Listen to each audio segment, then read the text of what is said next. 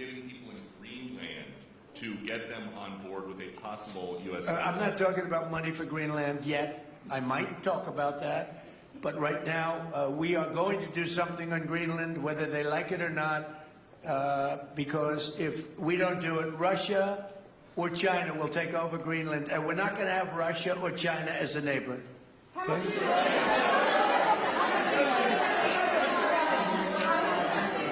I would like to make a deal, you know, the easy way, but if we don't do it the easy way, we're going to do it the hard way.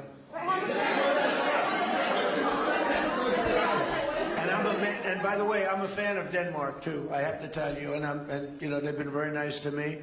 I'm a big fan, but you know, the fact that they had a boat land there 500 years ago doesn't mean that they own the land.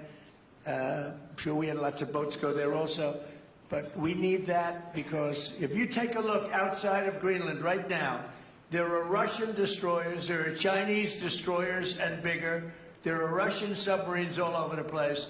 We're not going to have Russia or China occupy Greenland, and that's what they're going to do if we don't. So we're going to be doing something with Greenland, either the nice way or the more difficult way.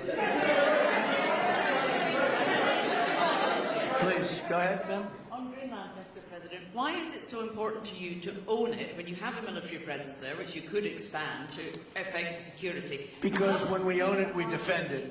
You don't defend leases the same way. You have to own it. And, you know, with a nation, look at what happened with Obama, with that horrible deal they made with Iran. It was a short-term deal. It was like a 9-year deal. Countries can't make 9-year deals or even 100-year deals. Countries have to have ownership. And you defend ownership, you don't defend leases. And we'll have to defend Greenland. If we don't do it, China or Russia will. It's not going to happen. We are not going to have, and I like China, I like Russia, I love the people of China, I love the people of Russia. I get along very well with President Putin, but I'm very disappointed in him. I get along very well with President Xi. I'm going to go over to China in April, but I don't want them as a neighbor in Greenland. Not going to happen. And by the way, and NATO's got to understand that. I'm all for NATO. I saved NATO. If it weren't for me, you wouldn't have a NATO right now.